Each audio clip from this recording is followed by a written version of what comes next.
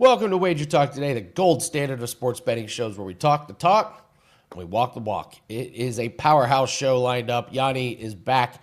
We're going to talk about the Steam report. Dave Mason from Bet Online is going to join us, give us the bookmakers view where the sharp money's going. Joe Ranieri is going to join us to preview the Eagles and the Giants Thursday night football. We're also going to go over hopefully some baseball here. We're struggling with the pitchers in this Brewers-Cubs game. That's always fun. And then we also have got we're going to do some props. We'll close out with all around the world props for Thursday night football. Let's get started. Thank you guys for joining us. Make sure you hit the like button when we get started. Let's bring in Yanni. Yanni, I know you're busy. Talk to us. What's on the slate for today? Yeah, busy. We got a lot going on. I mean, like you said, you've got the playoff games in Major League Baseball. We got an NFL game, which starts week 6. We got college football, 4 of them on tonight. And, of course, the NHL slate. Don't overlook that. I actually just sent 2 premiums out to subscribers. I've only bet one NHL bet so far. It was a team total opening night. We hit that. And today, out of nowhere, they fired on 2 NHL sides. So those are out to subscribers already. Now, real quickly, let me dive into this NFL game first and foremost.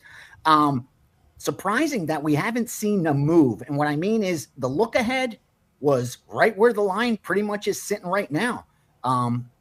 Even back on the 2nd of October, they had it at 7.5 at Westgate.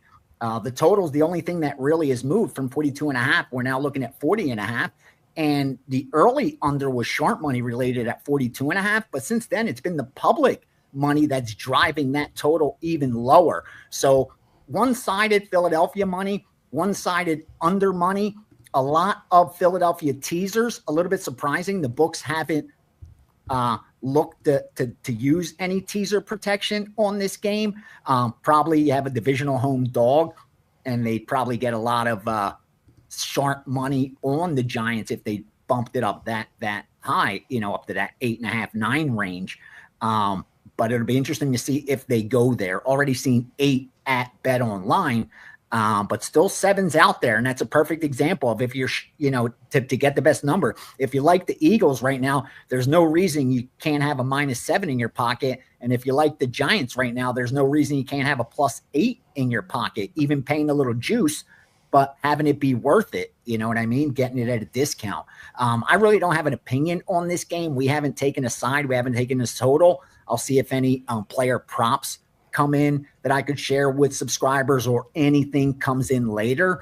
But it's a tough game. It's a tough game. The handicap, again, you got a divisional home dog catching over a touchdown. You have a Philadelphia team coming off their first loss, 4-point favorites against Denver at home. You have a Giants team with their new quarterback. They got their first win, then they go on the road and lose to the Saints. Like, it's just one of those tough games. And I think power rating wise, it's even near the number. And again, it's just one of those days, we talk about it all the time, where it's good to be a bookmaker. As long as the game doesn't land 7, they should do okay. Because of all the creative ways people are betting this game with the money line parlays, the teasers, all that stuff. I think 7.5 is the most frustrating number to see on a game. It's just so annoying. It's like they have to win by a touchdown and another point. It's so annoying. It's so hard to handicap that. Like, what if there's a missed extra point? What, like, all that stuff. So it's really annoying. Anything strong for baseball?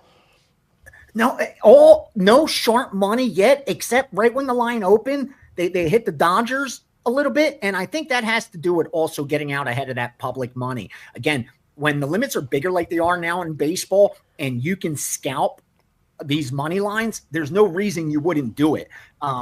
Again, they're doing it during the regular season. Why wouldn't you do it during the playoffs? So pay attention to your odds logic screen and see if there's any take back a little bit later, because all we're seeing so far, I'm looked in the back end right before I jumped on, and I'm seeing nothing but Dodger and over parlays, Dodger and Milwaukee parlays, and then Milwaukee and over parlays. So it's favored and over in the first game. It's favored and over in the second game. It's favorite and favorite parlay. It's over and over parlay. It's favorite and over parlay. That's all I keep seeing. So if one of these dogs sticks their neck out and gets in there, it'll end up being a winning day in baseball for the books. Again, they haven't even decided on Milwaukee's pitcher, but you're starting to see that line, creeping towards Milwaukee being the favorite in that game. And even the total, 7.5 down to 7. So it seems like the Sharps are going opposite the public, at least on the totals. I did see some under money in that Milwaukee-Chicago, but nothing on Philadelphia and the Dodgers. Again, that total's up to 8 now from 7.5. So it'll be interesting to see if Sharps come in on under 8, but nothing so far.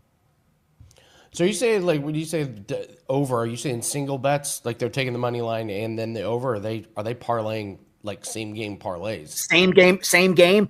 Favored and over, wow. favored and over. Not much straight money. Great question. Not much straight money on the over.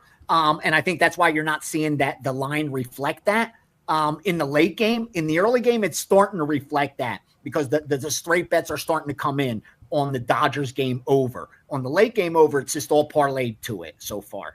But that's usually like a precursor of what's to come. Like I kind of see it even during the week when I start seeing like an NHL favorite tied into a Sunday afternoon football. Like they're trying to get action in on later in the week, and they're tying some of these big favorites with what they like on Saturday or Sunday. Like I'm already seeing parlays tied with Oklahoma Sooners on Saturday, and then seeing parlays tied with the Indianapolis Colts on Sunday. Rest assured, the Colts are going to be a huge decision for the bookmakers. I wasn't surprised to wake up and see it up over a touchdown this morning.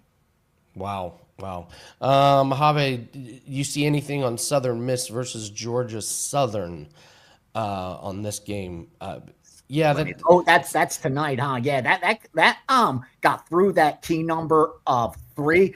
Very few books had it at 2.5 anyway, so I wouldn't consider the favorite any kind of like a steam move there. But they are getting all the money, like all the money's coming in on the Southern Miss side, who's coming off a nice game. They won by 17, 20 points. And then you have Georgia Southern coming off a game where they got rolled by 20 points. So there's a little recency bias on the Southern Miss side. Gun the head, I actually think there's a little bit of value on Georgia Southern, especially if you could get 3.5.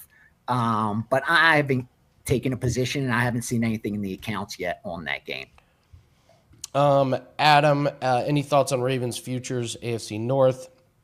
Ravens futures? Yeah, Adam, you're better off waiting until they lose. I think you kind of answered your own question. If you are going to jump on the Ravens, I think they're throwing this game away this week, Yanni. They got the bye next week, so it's try and get your defense and your quarterback healthy. The schedule gets super easy for them after the bye week. But if you take them this week, if you take them now and then they lose, you're going to get awful numbers. But I don't know. Not necessarily a team I want to bet on right now. They listen. They're 2 games behind, so it's not that awful. There is time to catch up. But with that said, like it's a team in disarray right now. They have arguably the worst defense, at least even statistically, they're the second worst defense efficiency-wise in all of the NFL. That has to change. You're not winning any division or capturing anything with that kind of defense. You have a quarterback, obviously, with that's out. They're just not a team right now that I would have that confidence in. I get it. On paper, just a few weeks ago, they were the best team in the NFL. So I think the market's slightly overreacting on Baltimore, but I have to see some kind of life in them if I'm going to bet any kind of future. I'd feel more comfortable betting them on a game-by-game basis than having a ticket for a couple months in advance on this team. Just too many unknowns. Yeah, I'd have to agree. You want to do a little UFC? Yeah. Let's go. Let's go. You and I was telling you about my all-in moment on Tuesday night against that guy. Who was terrible. There's some pretty bad fighters on this card as well. I kind of like Oliveira in the main event. What about you? Do you? You like Oliveira? I've gone not a strong opinion. And forth on it. Aaron Bronstetter, I had dinner with him last week. He was here for UFC, and he was saying how much he loves Oliveira. Like this is custom-made fight for him. It sets up so nicely for him. He loves Oliveira. Made a lot of sense because my initial read was Gamrot, that Gamrot's going to be able to take Oliveira down, control him for enough time, not get submitted, and grind out a decision. But I'm starting to see that under money come in, and that's correlated with Oliveira, which scares me a little bit. But my initial read was Gamrot because I think the turnaround for Oliveira is a little bit too quick coming off a devastating knockout like that. And then him fighting in Rio, Brazilian, I think there's a little bit of the line was shaded towards that Oliveira side. So my initial read was Gamrot, but a lot of guys I respect are on the Oliveira side. The co-main event is what's sticking out to me as well. And again, it's not courageous to lean on a minus 300 favorite, but I'll tell you this, a lot of sharps are taking the Davison Figueiredo side, and I don't agree with it. I just think it's too late in his career that you're betting him based on his name recognition and what he's done in years past. But this is the tail end of this guy's career right now. He's now lost 2 straight fights. He's coming off a devastating knockout, and he's fighting Montel Jackson, who's on fire right now. Is going to have a 6-7 inch reach advantage, has more power than him at bantamweight.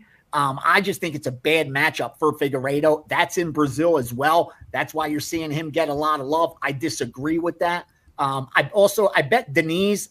I'll give that to you guys now. I sent that out to my subscribers against Pinto. I know Pinto's the hype right now, but listen, he won on the Contender Series as a minus 700 favorite. He won his debut as a minus 700 favorite. He's now fighting an opponent who actually has UFC experience and has actually won at the UFC level. I haven't seen that from Pinto yet. So being able to get Denise at a coin flip price, I thought was a steal. So I like the Denise side. What else stuck out to me? I'll go head to head with you on that one. Let's do it. Let's do a fun gentleman's wager there. Go ahead. I'll take Pinto. You like Pinto? You like Pinto? I do like him. He's got some defensive holes, but when he connects, it's night. Yeah, he's that's got what some scares insane me. power. Yeah. So he'll have the reach as well. I liked him when he came on Contender Series. I liked what I've seen. Again, he gets hit a little bit too much, but if he shores up the striking defense, I like him. Yeah, that'll be fun. I think Petrino rolls through Peterson, but that line's ahead of me now at 300. I've had a great read on Thomas Peterson. I know that sounds absolutely silly to say, like a random fighter like Thomas Peterson. I've gotten every single one of his fights correctly predicted. I think big Buffy heavyweight Petrino gets him out of there. I don't think Peterson's that good. I don't think his wrestling is that good. I know his striking isn't that good, and his only wins are against some bums in UFC. And I had an MMA guy on my podcast yesterday, Jewish Better, and he gave Julia Polastri over Karolina Kowalkiewicz, and she's a big favorite, obviously, but he said better inside the distance or by finish. Because she's just going to keep moving forward. Kowalkiewicz now at that age in her career where you start to get finished easier. And like the return was really nice on plus money. So take a peek at that one. He's done pretty good with those props. I like it. Yeah. Kowalkiewicz, almost 40 years old. I've heard the R word being brought up with her. Exactly. The retirement. So what do you have up for clients over at WagerTalk, Yanni? All right. I'm going to have my NHL pack for tonight. 2-pack in the NHL. I have my college football pass already. I know you guys want a 5%, but it's not coming in this week's college football. Here's why. We won in week 0. We won in week 1, 1 in week 2, 1 in week 3, 1 in week 4, 1 in week 5, 1 in week 6. Our 4% are crushing it. No reason to change anything up. So jump on board for that. I am firing a 5% in the NFL. We haven't had one in weeks, but something jumped right off that board. Already have like 5 or 6 NFL games this week. So again, let's just keep grinding, keep doing damage. UFC passes up. 5% is in that package. We hit our 5% in the UFC last week. I got another 5% this week in the UFC. So that's 2 5%. One on Saturday, one on Sunday. Don't go too crazy. Again, manage risk correctly. We're going to keep doing damage. Another winning week in college football. Let's just keep it going and join me for the steam room on Sunday. Thank you, brother. Best of luck to you this weekend too, Andy. Thanks, Yanni. See you tomorrow for Football Friday. Yanni the Greek, everyone. Let's go ahead and keep the show rolling. Let's bring in Joe Ranieri. We're going to talk the Eagles and the Giants. Mm. We're going to talk the Brewers and the Cubs. Looks like the two teams have finally decided there's going to be pitchers. So if only they knew what the schedule was going to be like, Joe. If only they had some kind of warning that they were going to play and they could get their pitchers. So let's start with Eagles, Giants. Eagles offensively challenged. I told Dan last week I thought the Eagles needed a loss just to kind of right the ship. Sometimes you need some adversity. Now that I always love players only meetings. That's my favorite narrative in all of sports. Like, oh, that fixed it. So we got a weird number, 7.5. I was telling Yanni, this is the most annoying spread number. Over under is 40.5. Book's not expecting some points. How do you break this game down? Well, it's so hard right now in a short week. I mean, the Eagles have obviously done a pretty good job in this series, especially lately. But the Eagles are hard to figure out right now, Andy, simply because they're one of 5 teams that has been outgained in every game that they have played this season here. They can't throw the ball over 10 yards. That continues to be a problem. Barkley is only good for 3 yards a carry right now, and that's because they can't take any shots downfield. They've completed very few passes of over 10 yards here, and until they do, it's going to be very hard to trust the running game here. Short week against a division rival. There's a reason why this total is 40.5. I mean, usually if you can get over a touchdown with such a low total, you have to consider that. But on Thursday nights, it's usually home team or pass for me. But this has been an under series. It's always been an under series with these two teams. I would be shocked until I see it, especially in the second half, Andy, because Philadelphia loves playing in the first half and then disappearing in the second half. I would only look at Philadelphia in the first half in this one, and then let's see if the Giants can figure out anything in the second half. But they gotta start pushing the ball down the field here with Brown and Smith. Otherwise, this game will be way closer than Eagles fans want. I mean, you got the Giants with basically no wide receivers at this point. Yeah. You got the Eagles who do have wide receivers, just can't get there. Yeah. Can't get the ball to them. So, yeah, this could be an ugly one. This could really be an ugly one. All right, Brewers and Cubs. Do you have anything on this game? Well, it's so funny because you mentioned it, right? Everyone woke up this morning and was like, well, who the hell's pitching for the Cubs and the Brewers? Oh, look, there's a line anyway. Like, how are you even doing that? Like, how are you, if we don't have any idea who the starting pitchers are, but the books are posting numbers where Milwaukee is the slight favorite. And it's kind of hard. I mean, Peralta and Boyd now is what it's locked in. I think the bigger question, Andy, is there a prop that says, can Boyd get out of the second inning? Because he didn't the first go around against this Brewers lineup. And it just feels like this Chicago Cubs, they had to play an extra series, more so than Milwaukee, obviously. And this bullpen has been used a lot so far in the postseason here. Milwaukee had that time off. That bullpen yesterday came in and shut down this Cubs offense, giving the Brewers an opportunity to get back into it after the 4 runs in the first. I just think Peralta, you got the ace on the mound. Boyd has not looked good since prior to the All-Star break. Very hard for me to look at this Milwaukee team and say they don't end this tonight. And it's the late game, too, 9 o'clock Eastern time. So I like Milwaukee to get it done and get it finished, certainly at this price. I'm looking at Odds Logic, and they just completely flipped the line. Milwaukee, So, you're right. Hey, books will put up a line. They'll take your money on anything. Baseball game with no pitchers? Sure, we'll throw a line up there. No, what could go wrong? Unreal. Any thoughts on college football for this weekend? I know we got the Arch Manning situation. We got some other intriguing games. Any game you're looking forward to?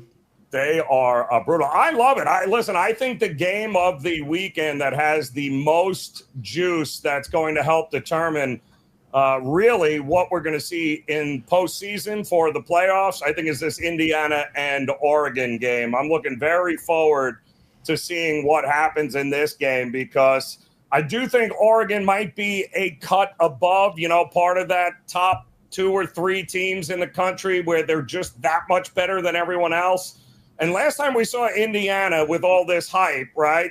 Ohio State played them at the end of regulation last year in the regular season, got absolutely ass whooped. And then Notre Dame did the same thing in the postseason for them. So I think if we're going to honestly take this Indiana team seriously, and I think they have an elite defense. I think that defense there is one of the best in the country. I could not have been more impressed with what they did to Illinois. I don't know, quite honestly, even home field advantage or not, I don't know that Oregon is 7 points better than what Indiana can bring to the table here. I think it's put up or shut up time for Cignetti and company. Show up here in Oregon, and we might have a different conversation on Monday about who is a dark horse to win a national championship. Yeah, I agree. I went to school at IU. Last year was just so much fun. It was like literally for the first time in my adult life, we had a team that was at least interesting and fun to watch. It was like, oh my God. So this is what it's like. But yes. Enjoy it now, Andy, because if he beats Oregon, Cignetti's not going to be the Indiana coach again next year. So we might as well enjoy him while you can. This could be the last shot at it. Well, so, okay, this is a great conversation. We got some time today. If you're someone like Cignetti, isn't this just like the perfect spot? You have a program that hasn't had a good football team in decades. Yep. You come in, you're making a boatload of money. Indiana's got, Kelly School Business alumni. They got plenty of money. It's the age of NIL. You don't have to go to a big blue blood program and talk about no pressure. So I could make the case that this is like a great job for someone like Cignetti. Why would you want to go take over Alabama, Georgia, LSU, whatever, these programs where if you don't win the national title, everyone's on your ass? Right. Couldn't I make the case this is a great job for him? Well, he's a Saban disciple, right? So ultimately it comes down to, I think, resources. And listen, Indiana's fantastic with the NIL era and everything else. They've really actually invested in the football program. But you and I both know, Andy, they play football there 300 years. It's a basketball school.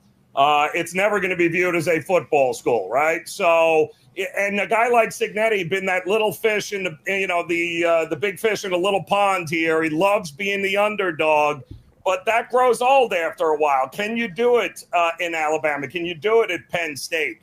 Because we know Franklin can't. Can you do it at USC? Can you, it's that next challenge on the ladder for a guy like Cignetti. He won't be able to help himself. He is going to be looking for, and they're going to, whatever one of those schools wants, if they want Cignetti, they will make him an offer and give him the keys to the franchise. I don't know that he's got the keys to the franchise right now at Indiana, does he? Well, I will tell you, I think not only does he have the keys to the franchise, I think he's turning IU into a football school as opposed to basketball. Our basketball program has completely disappeared. And right now, all my friends that we all went to IU, we are way more interested in this football team than we are to the basketball. Yeah. Obviously, basketball season isn't here, but it really is strange. I never thought I would see the day. But does he have does he have that much power? No, but boy, go in and beat Oregon, make another playoff run. All of a sudden, on the road, they'll exactly. Yep. Different. So that's interesting. Do you have any take on the Arch Manning debacle that is unfolding before our eyes? It's not a debacle. Like the guy, this is his first year as a starter. There's going to be bumps. It's just that because he has that last name, and he's part of that lucky gene pool. Like our expectations, what are we expecting? Peyton and Eli? Like, come on, give the kid a break. There's plenty of football to be played. And I got news for you. The kid that he replaced there, Quinn Ewers, his first year as a starter, he sucked too. So, but he eventually became one of the best quarterbacks in Texas history. So give him time, Andy. I know it's a what have you done for me lately, but he's clearly not ready for the NFL or for that stage. So, but the good news is he doesn't have to do it tomorrow. He can come back and play college football for a couple of years and get better. That's how the process is supposed to work. I agree. You're right. You're 100% right. Just like the expectations, really, really unfair, unwarranted. So plus you have somebody as the head coach, so you're screwed one way or the other. We all know that. So figure it out. Maybe Cignetti is that head coach once. No. Or Florida. No, don't. No. Just saying. No. Won't be named. We lose Cignetti. We're just now it's back to basketball school again. Lawrence was on earlier this week, was telling us about the dating profile thing. So got to ask you, how is best betting show ever going for you? Well, let me just give you a little snippet here of what my life is into. Okay, so this is when I say I lost a bet, folks, I'm not lying. I lost a bet. Yeah, there you go. That's my life now. That is what I got to deal with on a daily basis. That is the Prez front and center. So the good news is we do have a theme song with that we've sampled that we'll be unleashing here in the next couple of days. So Prez is a star here. Who would have thunk it, Andy? Who would have thunk it? My heart goes out to you. Thank you. Thank you. Finally, somebody's my heart goes out to you. The struggle is real, Andy. The struggle is real. Well, keep up the great work. Always fun watching you and Art and Prez sometimes. You and Art always. Prez, thank you. Thank you. Yes, sometimes I like the sometimes. That was a hell of a qualifier. Love that. What do you have up for everyone over at WagerTalk? A couple of things. Crushing it in college football here on a 9-2 run, 8-0 against the number. And I've got a 5% best bet. It's one of the first plays that I played this week. I absolutely love the game. That is up and available over at my page at WagerTalk. Plus, if you use the code Joe7 right now, you can get a 7-day all access, all the 5% plays. Everything in Major League Baseball, of course, the NFL. You can grab it for $69. Just use that code Joe7. But don't miss out on this 5% college football play, Andy. I love it this week. Beautiful. Keep up the good work, Joe. Keep up that good run in college football. Thank you so much for joining us. You can catch Joe on Best Betting Show Ever with Lawrence and with Art DeCesar. Couple plays that are up for myself and for clients. We got our 5% UFC best bet. That is up. That goes off on Saturday. And we just put up our NFL Week 6 props pack. Big week last week. We went 5-2, and we're 6-1 run in primetime games. That's a WT.buzz/AL. If you get the props pack now, we do have a play that's uploaded for Thursday Night Football. You get all of our plays, Thursday, Sunday, and Monday. So we had 7 plays last week. That's about what we're running, between 7 to 10 plays. Now you got some teams on bye, so expect about 7 plays in that pack. And running good. Goal is 58%. 59% maybe for this season. We're at 55%. So one more good week, we're going to be up around that 58, 59%. So all plays are included, one pack, and you get all the props there. And again, 5% UFC best bet is up. If we have any other UFC plays, we're going to wait till after weigh-ins, see if everyone makes weight, and then we'll see if we got anything else to upload into there. But 5% UFC best bet and NFL Week 6 props is up. All right. We have official confirmation on a bet that we made on the show. Let's go ahead and read this. So Jesse was on earlier. He and I are going head-to-head with Georgia Tech. I like Georgia Tech to win big. He doesn't. So Premium Pick says, Andy, if you lose, I have to wear Billy Bob teeth for the first 5 minutes of the show. If Andy wins, Jesse has to wear a Halloween mask for his next segment and say he's hiding his face because he's not worth being in front of the great Andy Lang. Jesse has agreed to this. I have agreed to this. That's a bet. The line is 14.5. I need Georgia Tech big in that one. Very clever. Very clever. I will absolutely take part in this and do my spot if it loses. But it's not going to lose because I don't make bets that lose. No, I'm just kidding. Dan, are you available audio-wise to jump on and just do a little Survivor talk? What are we doing for Survivor, Andy? Nothing tonight, I think, right? No, We've said many times, like the division in division games, unless you're locked into having to do that, it's just it's not worth going in division games when these teams know each other. When these teams see each other a lot. Now, for what it's worth, Andy, I will mention that the Philadelphia Eagles since 2006. How about this, man? I was talking to a Giants fan, and he was just like, man, I really hate the Eagles. And I was like, I understand why you hate the Eagles, because since 2006, 28-7 straight up Eagles versus Giants. 28-7. So if you're going by history, it's a great bet to make. Eagles money line here tonight, but I don't know. I don't like the ref situation for this evening. They end up choosing that Clete Blakeman's going to be the officiant for this contest tonight. And when Clete Blakeman is on Eagles games, I usually want to bet on the dog against the spread. That's all I'll say on that one. This is the thing, huh?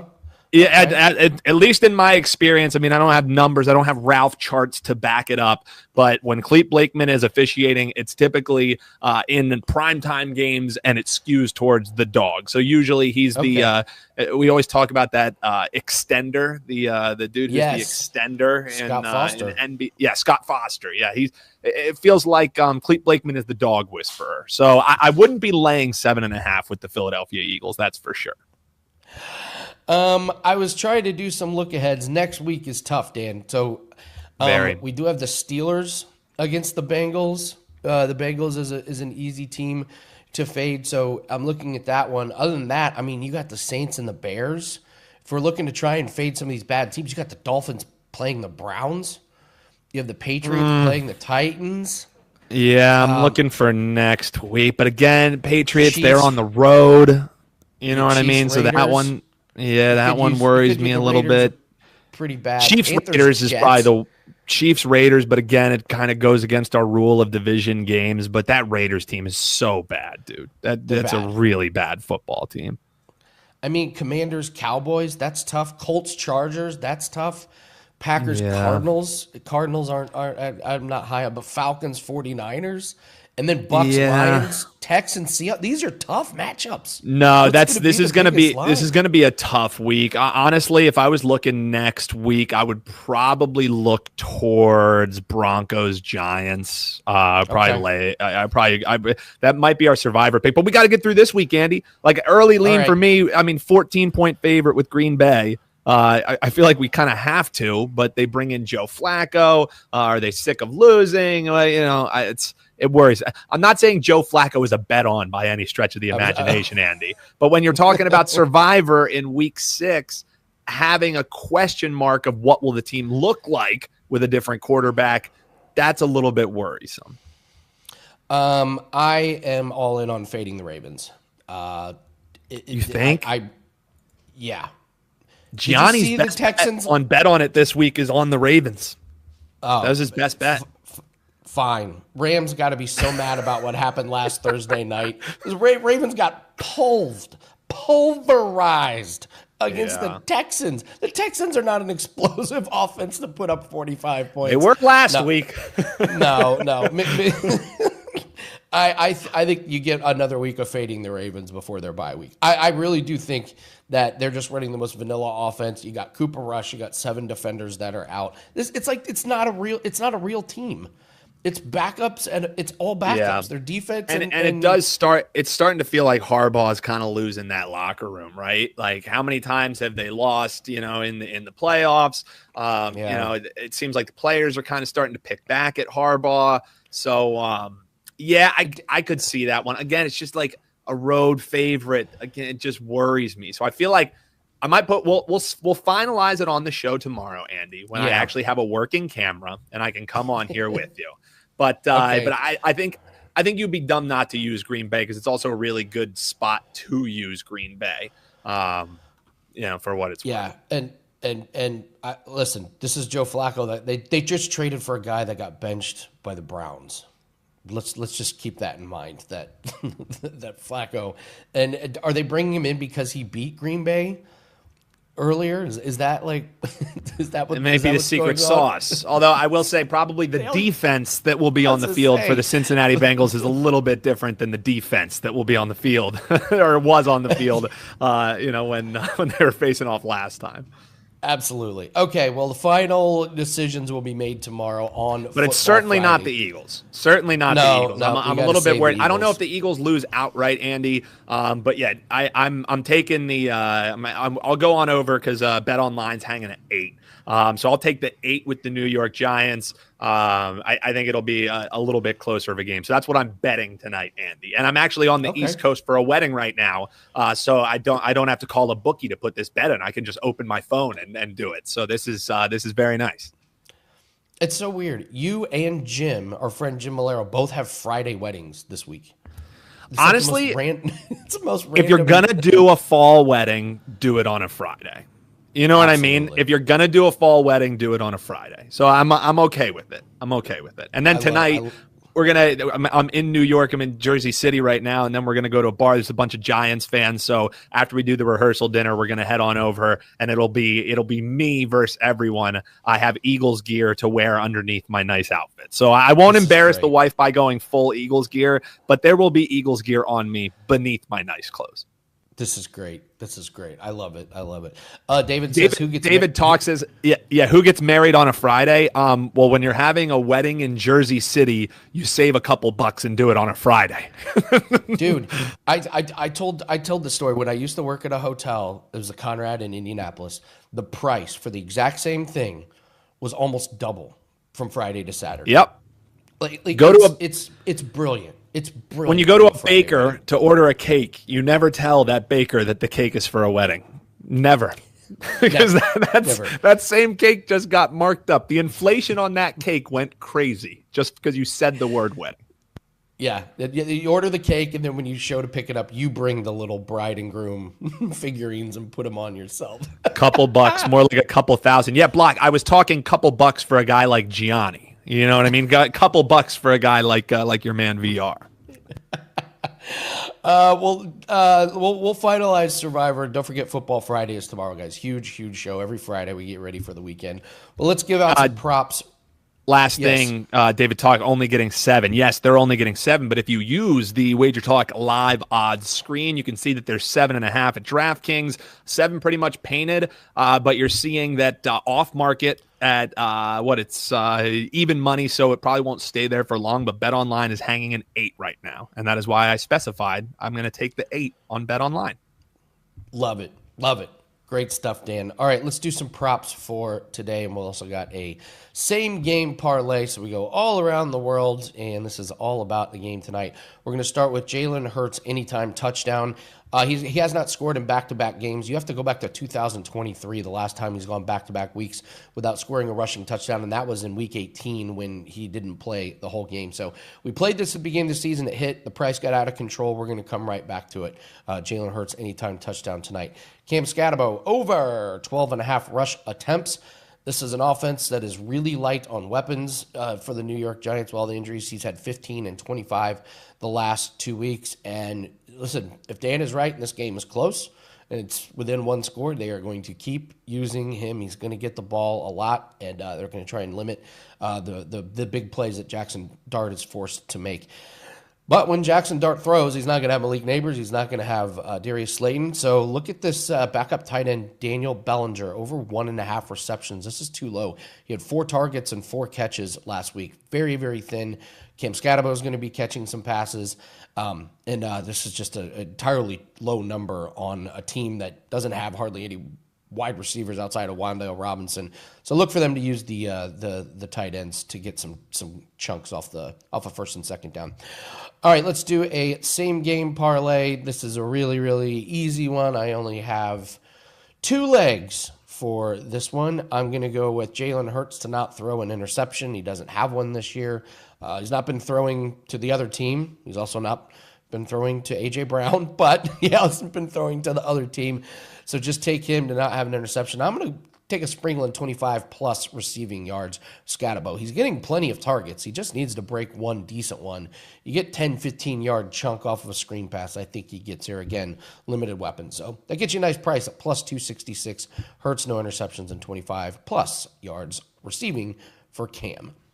All right, it's going to do it. Great show. Special thanks to Yanni, Joe Ranieri. Appreciate you guys. Great breakdowns on the game. And if you guys could, hit the like button. Leave us a comment in the comment section. Tell us what bets you like tonight for the Giants and the Eagles. Again, tomorrow, huge show, Football Friday. We got Yanni, we got Marco, we got Teddy. Myself and Dan will be going over Survivor. I went 4-1 in the contest picks last week, so we'll do 5 more of those. I'm only like 3 points behind the leader, so we're doing well in that contest. If you want to jump on board our NFL props pack, it is up now. There's a prop already loaded for tonight. You get all props Thursday, Sunday, and Monday. One pack to get all of these props. Thanks so much for joining us. We're going to do it again tomorrow. Good luck on all your bets. Take care. Sexy devil.